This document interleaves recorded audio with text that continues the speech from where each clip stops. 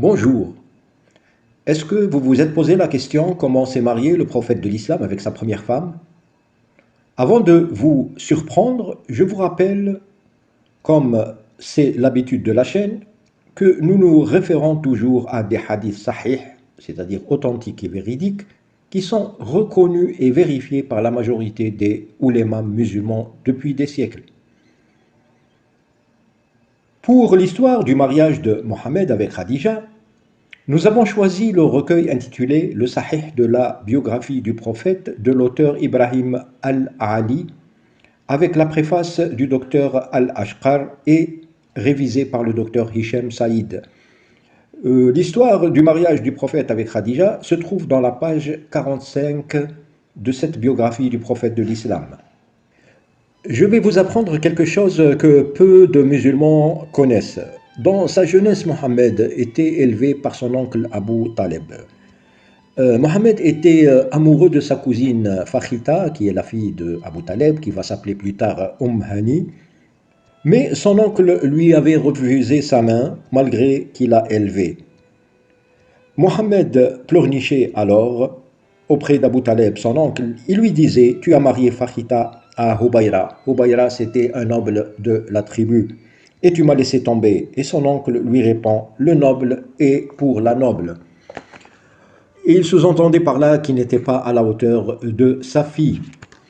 Et même plus tard, après que Hani avait quitté Hubayra, Mohammed est revenu à la charge pour demander sa main. Mais elle refusa toujours. Elle lui a dit « Je ne t'ai pas accepté quand j'étais plus jeune. Comment je vais t'accepter aujourd'hui ?» Revenons à son mariage avec sa patronne Khadija. Mohammed, chez laquelle il était employé dans le commerce caravanier, elle avait 40 ans et lui juste 25 ans. Et 25 ans, c'était à l'époque un âge un peu avancé pour un homme. Khadija, qui était de 15 ans plus âgée que Mohammed, était née au milieu du 6e siècle, vers l'an 555. Elle proposa à Mohammed le mariage et il accepta. Mais selon les usages de la tribu de Quraysh, elle avait besoin du consentement de son père. Khadija, consciente de la différence de classe qui la séparait de son employé, savait au préalable l'opposition de son père à son mariage. Alors elle prépara une ruse pour atteindre son but. Khadija organisa chez elle un festin où elle invita son père ainsi que quelques-uns de ses amis parmi les nobles de la tribu. Il y avait de la nourriture et du vin en abondance. Elle les fit boire pendant la soirée et manger à satiété. Elle veilla à ce qu'ils boivent jusqu'à s'enivrer et à ce qu'ils perdent toute capacité de discernement. Khadija profita alors pour habiller son père inconscient d'une parure de mariage comme le veut la coutume pour le père de la mariée, et elle le parfuma soigneusement. Le lendemain matin, lorsqu'il se réveilla, il s'étonna d'être habillé de cette façon et il demanda à sa fille ce qui s'était passé dans la soirée pour qu'il soit dans cet état. Et Khadija répondit « Mohammed t'a demandé ma main et tu lui as donné ton accord. » Le père, étonné, répondit « Moi, te marier à l'orphelin d'Abu Talib? Non, jamais de la vie. » Khadija lui dit alors « N'as-tu pas honte? Tu veux paraître stupide, sénile aux yeux des nobles de Quraysh ?» Le père réfléchit plus d'une fois et c'est ainsi que, par peur du scandale, son père finit par se résigner devant le fait accompli.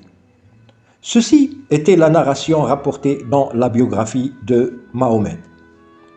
J'imagine vos réactions et les questions qui viennent à l'esprit des auditeurs, telles que « Pourquoi Khadija avait-elle fait usage de ruses macabres pour mettre son père dans un état d'ivresse et d'inconscience totale et lui arracher son consentement, avec le chantage de lui faire subir un scandale au sein de sa tribu ?»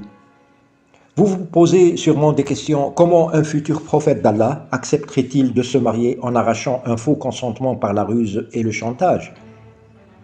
Et aussi, comment croire en un homme qui se prétend messager de Dieu, dont le premier foyer a été bâti et s'est fait dans la ruse sous l'emprise de l'alcool dans une soirée d'ivresse? Comment les musulmans accepteraient-ils de considérer Khadija comme leur mère, la mère des croyants, et considérer Mohammed comme le modèle à suivre? Une femme capable d'une telle machination contre son propre père et le chantage qu'elle lui a fait peut-elle être crédible? Parce que Khadija va annoncer plus tard à Mohammed que les crises dont il était victime et les visions qu'il avait sont des signes de prophétie. Bonne soirée.